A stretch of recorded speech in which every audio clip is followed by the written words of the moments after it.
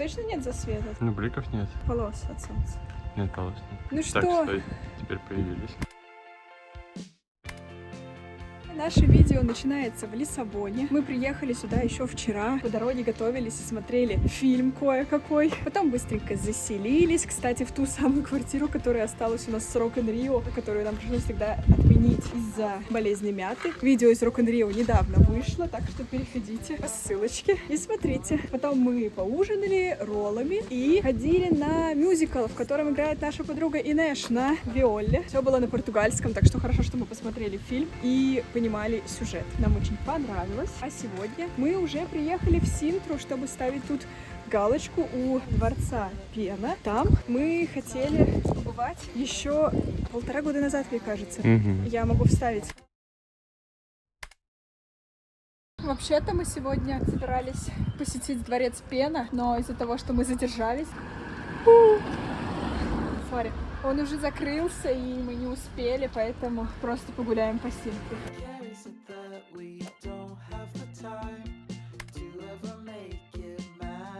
Добраться до Синтры не сложно. Сюда ходит электричка с главного вокзала каждые полчаса, да? Билет стоит 2,5 евро, наверное, в одну сторону. Нормально, нормально, очень неплохо. Синтра осенняя, очень красивая. Тут такие везде золотые листочки. Вау, какая акустика. Какие-то трубы в потолке. Ну и сегодня мы побудем в Синтре, покажем вам тут самое интересное, а завтра уже поедем в Алгарve. Главная цель нашего видео — мы покажем вам красивые скалы, all-inclusive в Португалии, и ответим нашу 2-ю годовщину. В прошлый раз мы летали на Мадейру, это самое популярное видео, набрало почти 5000 просмотров, надеюсь, это видео тоже будет вам интересно и зайдет. Пойдемте, покажу. Одно из немногих мест, смотрите, куда можно с собаками. Собаки добро пожаловать. Это вообще-то редкость в Португалии. Даже пакетики есть для собак, как это мило.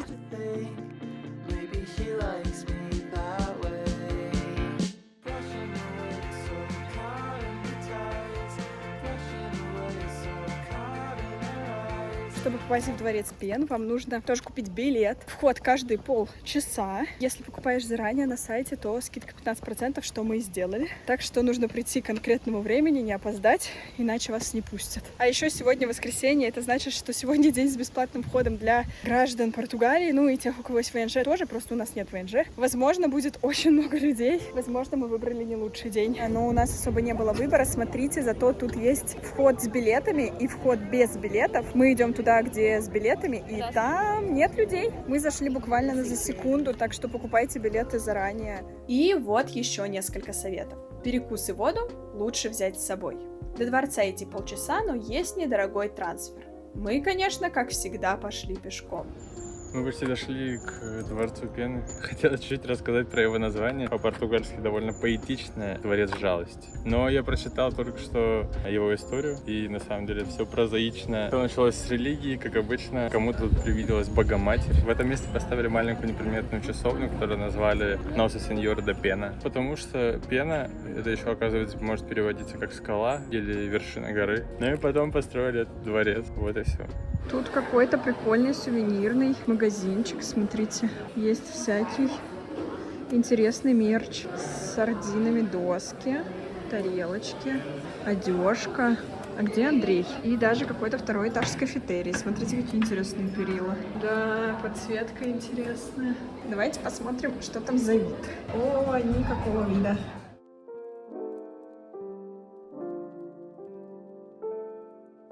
Не прошло и 100 миллионов лет, Андрей купил воду. Смотрите, какой он молодец.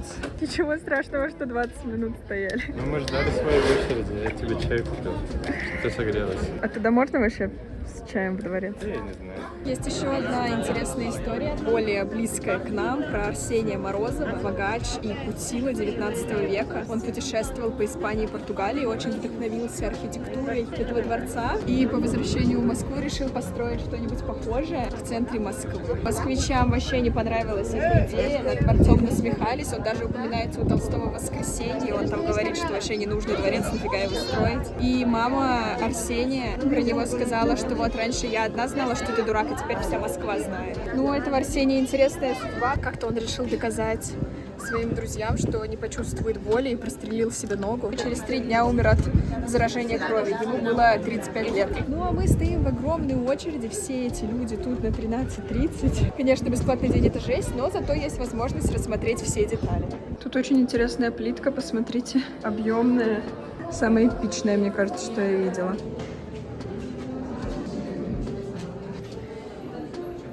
Интересно, когда тут был Арсений Морозов, тут также много людей. Это какая-то столовая. Как-то тут, если честно, не очень уютно. Потолок классный. Как будто где-то на улице. Интересно, что подают в таких тарелочках. Умеете их посмотреть? Как вам вот такая картина над рабочим столом? Настраивать, в принципе, на рабочий лад. Можно и помонтировать. Если честно, не знаю, что такое Lady in Waiting. Походу, это спальня служанки, а вот там спальня королевы, чтобы на любые вопросики сразу отвечать. Чайный столик с серебряной посудой и вид просто на дворец Мавров. Красиво. Когда закончились названия для комнат. Комната, чтобы сидеть. Смотрите, как я красиво Андрея сфотографировала на Polaroid. И как же меня бесит вот эта штука. Ее тут не должно было быть. Но Polaroid — это непредсказуемый результат за огромные деньги, потому что то, что ты видишь в объективе, это вообще не то, что получится. Он берет совершенно другой кадр. Для такого перфекциониста, как я, это просто каждый раз вызов. Ну а потом мы ушли подальше от людей гулять по знаменитому парку Дворца Пена.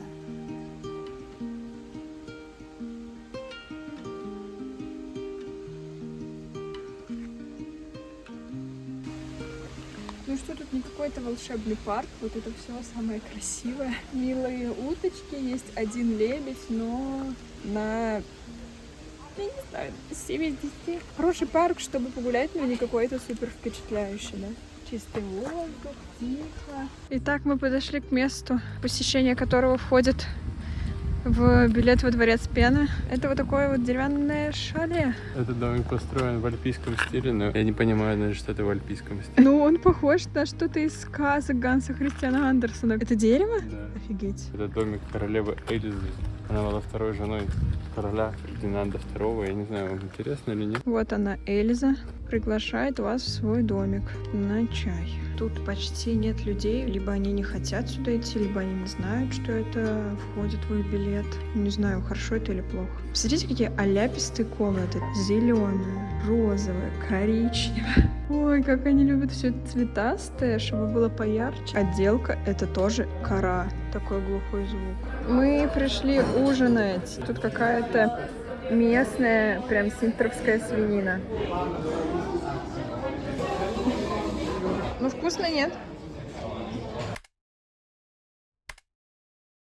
Ты больше рад, чем всякой еде из ресторанов своему бутербродику.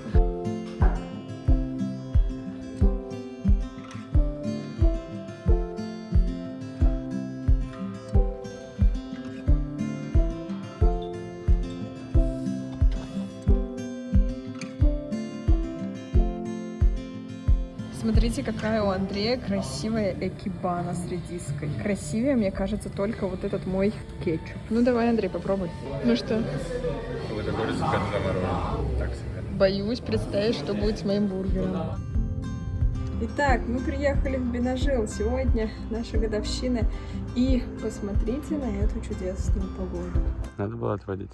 Не видно, но там капает дождик, и сегодня прекрасные каяки не ходят. Тут тоже есть прозрачные сапы уже, не только в Питере. План был таков, что мы покатаемся на каяках или на сапах, или что-нибудь такое. Так как сейчас плохая погода, неспокойное море, пасмурный дождик, ничего не работает. В принципе, мы привыкли, что нам не везет с погодой. Наверное, надо было жениться не в ноябре, но это был не наш выбор. Когда-нибудь про это расскажу, кошка.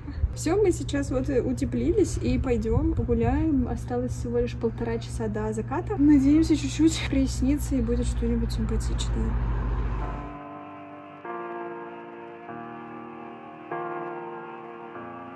Если вы забыли, мы живем у океана.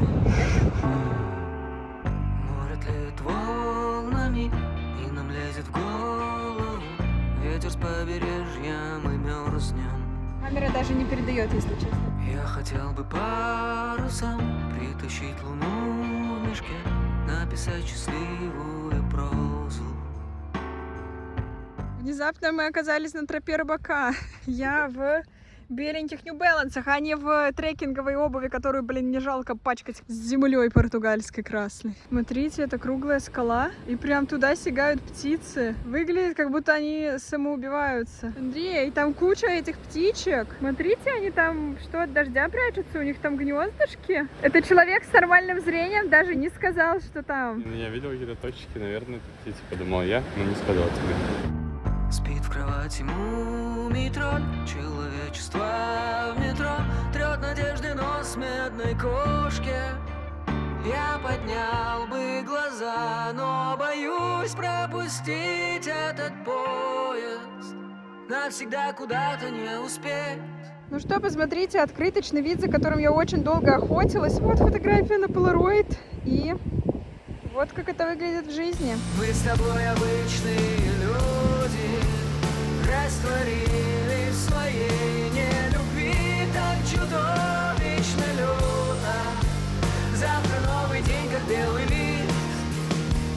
Может быть, мы станем другими, не узнаем друг друга в толпе и мгновенно погибнем.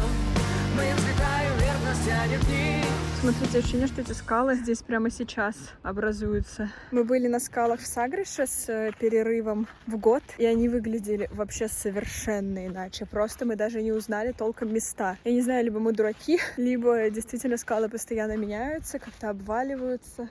Из-за этого немножечко опасно по ним ходить, может быть. Но я ни разу не слышала, чтобы с кем-то что-то случалось. Наверное, в плохую погоду больше видно, что тут как будто все вот утекает. Такая природа, вот эти вот деревья, кустики. Все очень похоже на тропу рыбака. Вообще кайф. Как ты и хотел. Ты хотел повторить один день из тропы. Цвета просто потрясающие. Посмотри, как розовое небо с этой красной землей. Просто вау. Не очень красиво. Я тебе, конечно, тут бутылку поставила.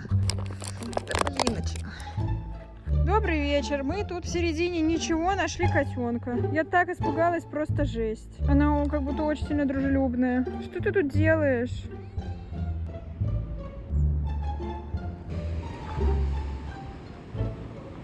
Тут какая-то оборудованная дорожка. Конечно, мы уже идем по темноте, но, наверное, ничего не видно. Да, уже закат закатился, но, как обычно, идти еще минут 50. 50. У меня стопа болит. Кто меня понесет на ручках? Поднимайте руку вверх. Я... Либо на лицо, либо под ноги. Мы очень долго любовались.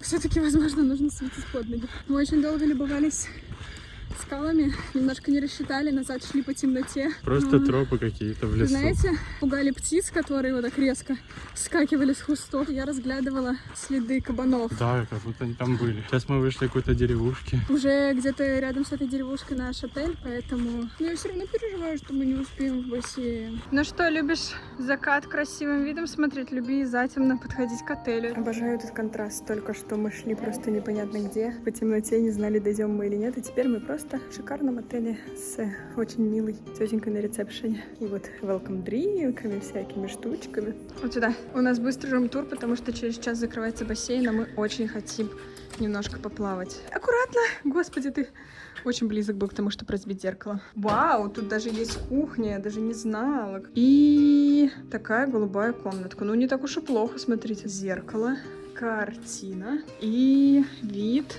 Непонятно на что. Даже ванна, Андрей, для тебя. Можешь, в принципе, не ходить в бассейн. Мы отдыхать. Через 5 минут они уже приличные люди в купальничках идут с полотенчиками в бассейн. Смотрите, никого даже нет. И вот они уже в бассейне. Дальше мы действительно отдыхали, так что возвращаемся к вам уже утром. Может быть, начнем день правильно? Мы с Андреем делим обязанности. Он брал соленую тарелку, а я сладкую. Вот такие мы молодцы. И посмотрите, у нас тут вот уже вид на океан. Территория этого отеля вся находится на таком утесе. Там внизу скалы. Мы ничего не успеем смотреть, потому что у нас уже через час автобус в Фару. Мы продолжаем исследовать южное побережье. Сейчас быстренько позавтракаем, но я не знаю, завтрак в 8 утра, вы серьезно? Я не хочу вообще ничего. Хорошо, что в следующем отеле у нас включены не только завтраки, но еще обеды, ужины, перекусы, алкоголь, напитки, коктейли. Но очень симпатично. Итак, мы доехали до Фару. У нас не пробивался билет. В итоге выяснилось, что билет не на 5 ноября, а на 5 декабря. Но водитель сказал пофиг. И даже не очень дорого, ничего страшного. Если бы заставили платить еще раз, но, конечно, смешно. Здесь, как вы видите, уже солнышко, уезжали мы в дождь. И Фару большой достаточно городок. Погуляем, посмотрим, что тут есть. Итак, Фару.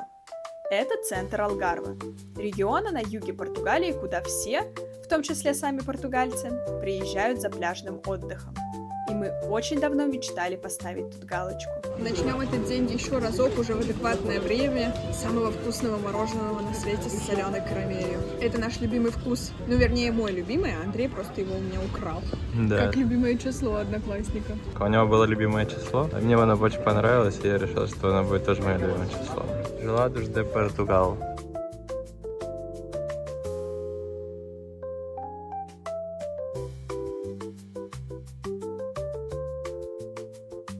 Настроение новогоднее.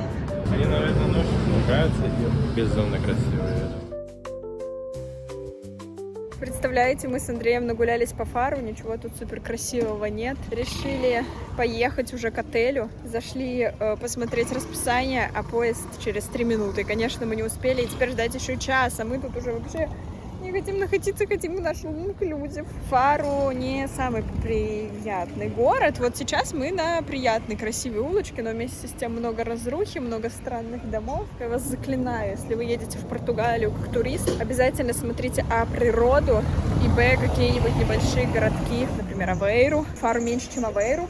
Реально. Желательно посмотреть еще какой-нибудь городок, знаете, в отдалении, не у побережья, что-нибудь типа Обидуша. Если вам нужны рекомендации, путеводитель по нашим местам, дайте знать. Ну вот, посмотрите, мы вышли из нашего поезда, и вот она, вот красивая Португалия. Красивые улочки, чистые домики, никаких попрошаек. Ну и да начнется вторая, более отдыхательная, гедонистическая и предоплаченная половина отпуска. Напоминаю, что мы писали в отель и говорили, что мы будем снимать про них видео. Самое популярное видео у нас сейчас набрало целых 5000 просмотров. Для Португалии не так мало, и нам ничего не ответили, поэтому будем оценивать все супер критически. Да. Ну вот, уже видите, ждем на ресепшене. Один всего лишь человек стоит. В прошлом отеле, между прочим, сразу подбежал второй человечек. И очередь не создавалась. А тут это ждать должны вам. Ага, еще что. У нас есть всего 2 часа на бассейн и на перекус, потому что потом будет уже ужин. Так что все снова нужно делать быстро. Могу сказать сразу минус, почему-то бассейн работает до 6, даже в том работало до 8. А не знаешь, почему нам отказали? Потому что они боялись, весь этот хейт выйдет наружу. Мы еще и в лифте застряли. Карточку, там же сразу сказали, карточку нужно прикладывать. А второе, полотенце 10 евро для бассейна. Это что я должна? Как я должна? И вроде, как я поняла, нам повысили до сивью какого-то. Посмотрите, как забавно тут номер. И Андрей вам проводит рум-тур. Такие у нас раздвижные двери. Ты еще не включил, не надо, мы без света видим. Без света. Давай, у тебя 3%. Кажется, у нас тут есть прозрачная. Да, реально, там можно открыть. Номер с неожиданностью. Такая красивая, симпатичная, кстати, мойка. Помаши ручкой. Очень классно. Я такого еще никогда не жила.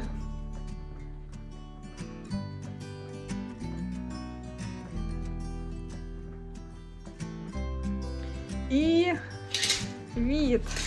То ли океан, то ли заводь, то ли непонятно что. На лодочке. Столик.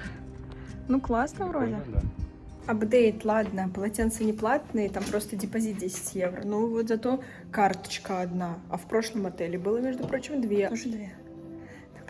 Сейчас Андрей будет готовить хот-доги, а он думал, в all-inclusive не придется готовить. Это пина-колада, это Sunrise безалкогольный. И вы, наверное, уже заметили, что тут у нас устрицы. Может быть, это первая и последняя устрица за этот отдых. Андрей, мне не нравится держать камеру, давай быстрее. Все, давай. Вкусно? Вкусный, пожалуйста. Ну а дальше мы пошли исследовать территорию и, конечно, заглянули в спа. Но вернемся к этому попозже. А пока мы идем на первый свой ужин. Я заплела косички, чтобы завтра быть с кудряшками. Зимой открыт только один ресторан, так что выбирать нам не приходилось. Я только что сказала, что я стесняюсь снимать. Посмотрите, там мужик ходит, просто снимает. Я никогда не наливала с крана, хочется налить.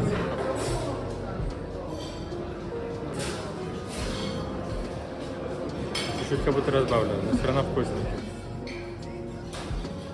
Я хотела розовое. Не надо. Я не удержалась и взяла этот коктейль. Хотя тут, посмотрите, одна креветка и просто какие-то ужасные овощи, типа сырой морковки. Португальцы очень любят сырую морковку. Примерно так выглядел каждый наш ужин. Тут, кстати, мы пробуем осьминога. Очень вкусно. В прошлый раз мы пробовали, было не так. Ну и чтобы не мучить вас с ужинами, а заодно и обедами, давайте разберемся сразу. Тут у нас свежие маринованные овощи, из которых можно сделать салатный гарнир, что я и делала каждый раз. Самих гарниров тоже очень большой выбор. А на обед, кстати, всегда был какой-нибудь овощной суп-пюре к основным блюдам. Разные виды мяса. Тут, например, Андрей накладывает крольчатину. Рыба в холодных закусках или горячих стейках. Это лосось, а тут прямо при вас готовится тунец. Конечно, морепродукты, испанская паэлья, а вот это свинина по-алентежански. Очень необычное, но на удивление вкусное блюдо со свининой и моллюсками. Подается с очень уксусными маринованными овощами. Ну и к закускам. Наш однозначный фаворит – это сырная тарелка. Десерты тут тоже были, но, если честно, не очень вкусные. Ну и небольшой выбор фруктов. Были, кстати, даже запеченные яблоки и персики. И отдельный лайк за горячие синнабоны, тоже прямо из-под лампы. Я не знаю, как кушаете вы, но я кушаю вот так вот, оставляя в тарелке всего по равным частям. Если у вас так же, пожалуйста, поделитесь со мной. И мне кажется, мы должны дать этому расстройству какое-то название, потому что есть по-другому я не умею. Ну а завершился этот вечер очень неожиданно. Ну как-то нам эта комнатка большевата немножко, посмотрите. Мы смотрим футбол. Спортинг Манчестер Сити. Спортинг — это чемпион Португалии прошлого года. И он сейчас играет с Манчестер Сити и выигрывает 3-1. Я думаю, что все португальцы смотрят футбол, но тут отдыхают не португальцы. Мы с вами в Новом Доне. Время 8:40. Я вышел на пробежку. Наверное, потом схожу еще в зал, если Маша не успеет до этого времени проснуться. Не знаю, что сказать еще. Все, погнал.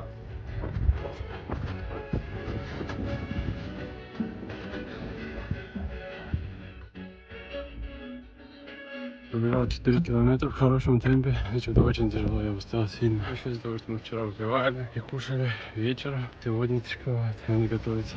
Осталось меньше месяца до полумарафона. Занимаемся чуть-чуть в зале.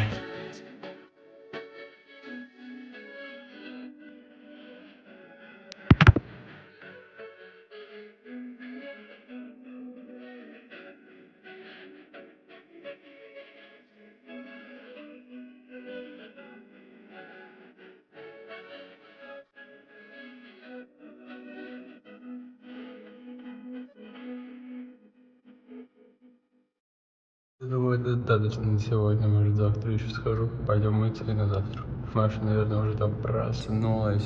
Я, придурок, забыл все-таки кольцо. Ну, дурак.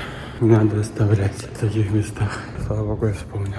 Для завтрака нужно пройти, как и для обеда и для ужина, в другое здание. Мимо бассейна, мимо бара. Очень много мест, где можно посидеть. Наверное, это немного, как когда отель забит, но сейчас ощущение, что слишком много. И посмотрите, самое главное, сегодня солнце. Это единственный такой солнечный день, надо как-то его не потратить напрасно, так сказать. Возможно, у нас получится сегодня даже поплавать в бассейне. Это было бы прикольно, потому что это было бы прям как настоящий отдых в отеле. И мы на завтраке. Завтрак — это самый любимый прием пищи, так что, пожалуйста. Опять нет паштет донаты. Завтрак до 10:30, а в 10:30 начинается бранч.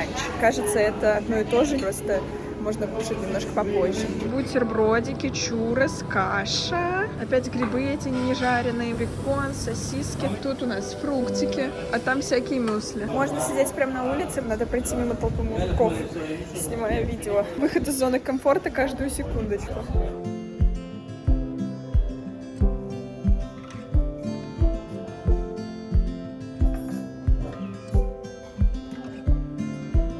Даже нет паштет доната. Как это вообще называется, когда не паштет доната?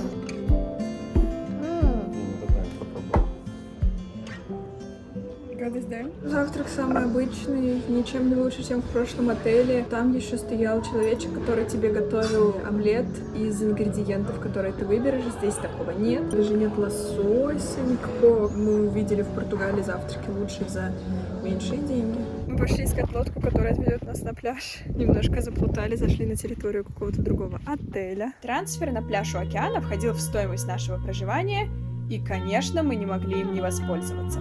Сначала показалось, что найти нужную лодку будет нереально, но мы попали с первого раза.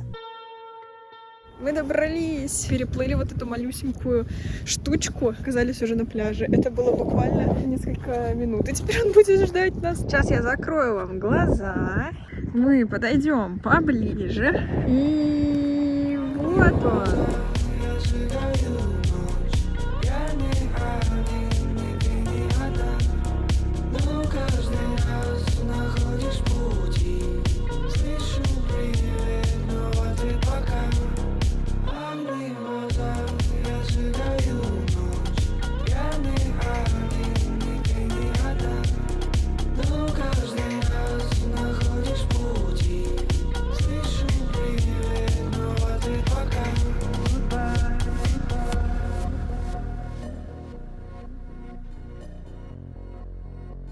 Смотрите, кто там чешет коктейлями. Смотри, ты сейчас терпишь, чтобы я залезла, и потом меня обмануть. Я долго не слышу. В бассейне мы искупались, но, будем честны, в ноябре уже холодно. И чаек тут больше, чем людей.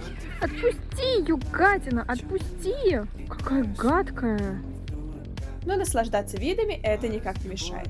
Так что пока Андрей тут кушал устрицы с коктейлями, я пила чаек и вязала сумку. А потом мы наконец-то пошли на ужин. Сегодня у нас тут не только очень вкусный кролик, правда, я не могу его есть, немножко мне совесть мучает, отдала Андрею, но и представляете, стейк тунца, офигела, когда прочитала, потому что, просто похож на мясо, может, даже надо было приходить раньше, 2 часа просто тунца есть. А закат в этот день мы встретили прямо из бассейна. Ну и теперь кое-что неожиданное. Вы, наверное, думаете, что тут происходит? Благодаря вам, нашим подписчикам. Сейчас мы будем устраивать себе интертеймент. Андрей набрал в баре разных коктейлей. Сейчас я буду их пробовать и пытаться угадать. Вы можете уже попробовать предположить, сколько из 9 я угадаю. Я думаю, что я угадаю 3 из 9, а ты? Я думаю, больше. Андрей прямо сейчас переставляет, чтобы я не знала, где что находится, но для верности я буду еще закрывать глаза. Я немножко волнуюсь. Через 2 часа ужин, надеюсь, что я не пойду на него пьяной. Каперинья, мохито, дайкири, голубая лагуна, джин физ, текила санрайз, пина-колада, каприоска и куба либре. Огласили список, теперь я буду пробовать. Блин, они все жестко одинаковые. Ты можешь другой попробовать. Блин, я сейчас буду пробовать, пока не попаду на голубую лагуну, потому что я ее представляю, или мохито. Смешно, если там уже была мохито и голубая лагуна, и я их не угадала. Ой, это горькое что-то. Капериня. Молодец. Фух. Так ты что там пьешь, ешь? Я все слышу. Это 100 пудов оранжевого цвета. Мне кажется, что это дайкири. Если все перечислят, ты скажешь. Это не дайкири, то есть. Текила санрайз. Но я угадала, что рыжая. Да. Я надеюсь, что голубая лагуна. Пина-колада. 2 из 9. И 2,5 я считаю. Тут кола есть. Мохито, дайкири, кайпироска, куба либре, голубая лагуна, джин физ. Это пранк, ты мне просто налил пепси на стол? Нет, я такого не делал. Точно не мохито, точно не голубая лагуна, кайпироска или куба либре. Один из этих двух или нет? Да. Почему-то Куба ассоциируется не с пепси, я не знаю. Ладно, все, это Куба либре. Да. Фух! 3! Я уже угадала 3,5. Я точно должна угадать голубую лагуну. Там вообще есть голубая лагуна. Это мой перфекционист. Смотри, я не глядя расставляю, чтобы было красиво. Это очень горько. Это безвкусно. Вот это голубая лагуна. Да. Блин, ну очень сладко. Мохито. 5,5 уже, прикинь? Так, осталось 3. Кайпироска, джинфикс и дайкири. Андрей, хватит пить! Почему? Ну ты очень много пьешь, мы не заснимем видео. Сейчас я попробую угадать, что на вкус как джин, а дайкири, мне кажется, должно быть самое сладкое. Джинфикс. Это Кайпероска. Это дайкири. Да. И остается джинфис. Да. То есть я угадала 6,7,5 из 9. Я рассчитывала на 3. Ну что, я надеюсь, вам понравилось наше развлечение. Я даже не запьянела, если честно. У меня так мозг работал. Я просто пыталась какие-то там выстроить эти связи. Давай выберем самый любимый каждому. Наверное, Куба Либре я выберу. Ну давай, голубая лагуна. Ура! Скоро пойдем на ужин. Вот такие мы красивые вышли. Надели свою лучшую одежку, чтобы поехать в город. Я нет. Да-да-да, лучше. Чтобы поехать в Тавиру. Ни дня без приключений и путешествий. Вообще, на самом деле, я думала, что я буду читать книжку, отдыхать. А в итоге нужно постоянно кушать. Нужно ходить в бассейн один, в бассейн второй, на океан. Только дел вообще ничего не успеваешь. Итак, Тавира. Это очаровательный португальский городок, но за 2 года в Португалии мы видели их столько, что нас уже сложно чем-то удивить. Если вы внимательно смотрите наши видео, то вас тоже. Поэтому просто прогуляемся.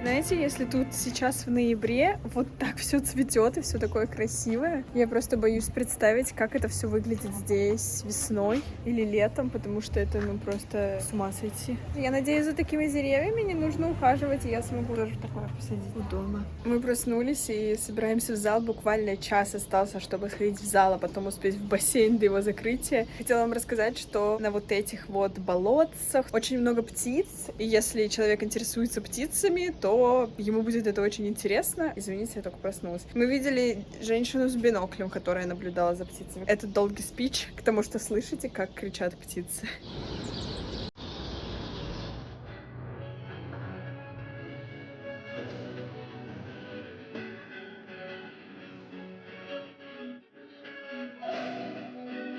Вышли из зала, посмотрите, какой сегодня закат. Это просто вау! Конечно, такой закат с пальмами выглядит как-то волшебно, если честно.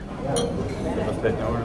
Мы решили меньше есть основной пищи и попробовать десерты. Еще не пить алкоголь. У Маши чай. У меня почти не алкоголь, сидр. Ну а это уже следующее и самое последнее утро.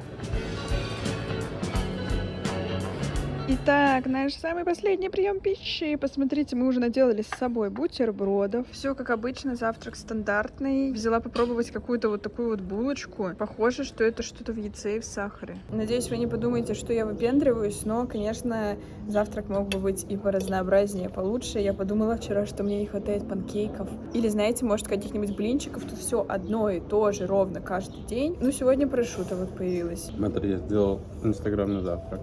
Вот это да, вот это да. Ты, получается, уже соскучился по готовке, пора домой, да? Напоследок мы, конечно, заглянули в любимую спа-зону, показать которую я вам обещала еще в начале видео. Кроме бассейна тут было джакузи, зона отдыха с шикарным видом, сауна и хамам. А мы пошли собирать вещи. Ну что, мы собрались. Я чуть-чуть даже рада, что сегодня не солнечная погода, не так обидно уезжать. Мы забрали с собой отельные тапочки. Зай, точно все? А ты ящики там проверил? Ты ничего туда не клал?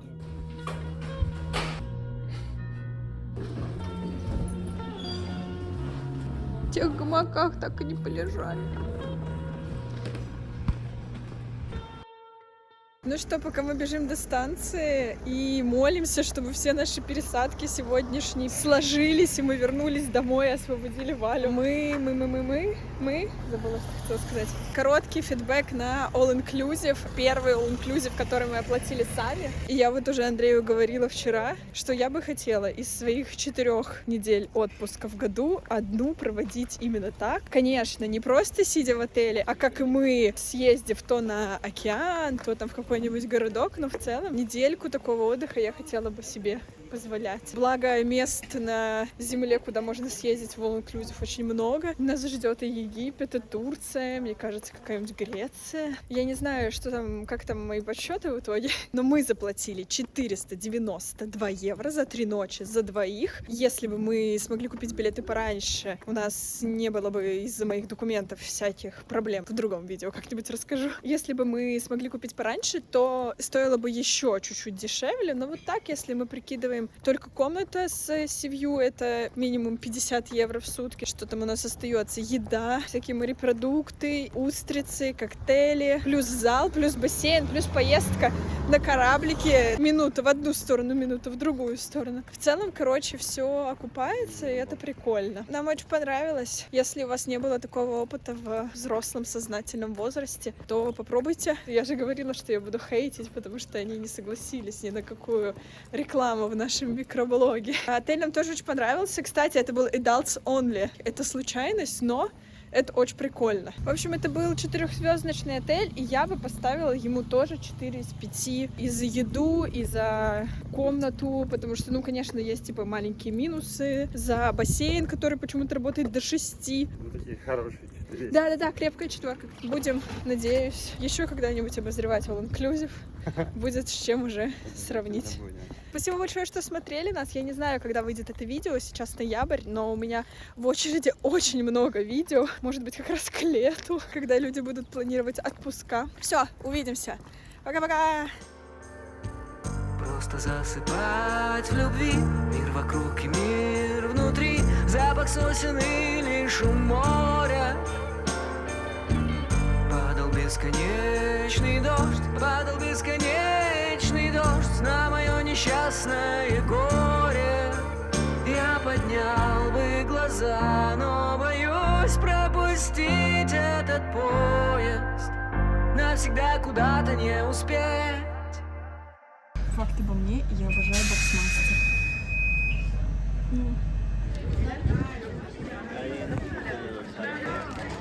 Как там сказать-то сейчас? Ты делаешь? Такие классные черепахи. Что какие? Черепахи, видишь на черепахи? Ну, ничего себе. Черепахи. Андрей, что это опять за видео, где просто ты будешь 10 минут снимать себя и молчать? Да, как мы смотрим. Вы видите эту минуту, а это на самом деле, по правде, обычно часа пол. Нет, она врет полностью. Врунишь. Расскажи про замок. Про замок Мавров? Ну, там, наверное, Мавры обитали. Я не знаю, кто такие Мавры вообще. Похоже на мамонта. Ну ладно, это было не то, чтобы очень страшно, потому не что то, мы были чтобы- вдвоем и держались за ручки. А вот эти люди всякие могут тебя и ограбить. Ну да. И убить. Посмотрите на это. Бутерброды с красной рыбой мне сделал, перчики. И нашел где-то творожные сырки просто ночью в какой-то деревне. Чихай, чихай.